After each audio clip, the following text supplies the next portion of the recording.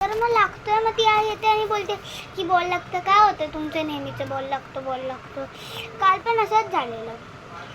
तर नंतर ना स्वरूपदादा आला, मुद्दामून आला, म्हणजे असंच आला आणि आमच्यावर बॉल टाकत होता.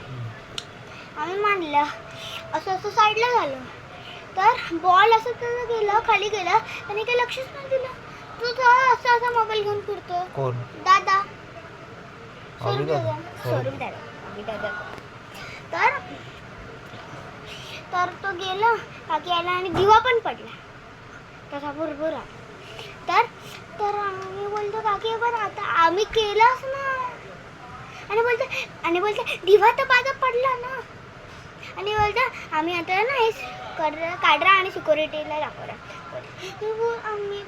मी बोलले तुम्ही फक्त बॉल द्या, दाखवायचं तर दाखवा. मी पण बोलेल कशी चुकी झाली, आम्ही तर काही केलंच नव्हतं तर कशाला. आणि मग तो असंच पडला होता, आमची काय चुकी आहे. मग बोलते तुम्ही लावलं पडला.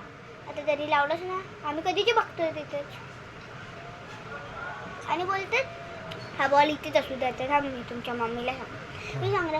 आणि नंतर ना त्यांनी बॉलच घेऊन टाकला. नेक्स्ट टाइम लागलं ना मी आणि दरवाजा बंद केला आणि ना आम्ही अक्कड बॉम्बे करून येणं माझ्यावर आलं. मी बोलली चला मला काय ना, तुम्ही मागे राहा. मी फक्त माझी हाईट न बसली म्हणून शाण्या दीदीने बेल वाजवली. मी बोलली काकी माझा बॉल मला पाहिजे. तर त्या बोलल्या मग कशाला मारतात. मग मी बोलली आम्ही मुद्दामून नाही केला, चुकून लागला. मुद्दामून करायला काय आम्हाला थोडी ना गरज आहे. आणि मग नंतर मंथननेच मारलेला आणि नंतर त्याची चुकी बर्दाश्त नाही करू शकत आहे.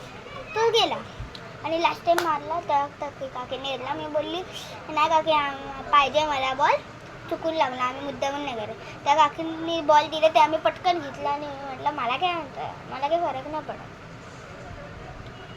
खरंच बॉल गेले तर मी बॉल नाही आणू शकत एक, हां बोलू नाही शकत. तू पण असाच होता ना, तू तुझा बॉल घेतला बोललास ना.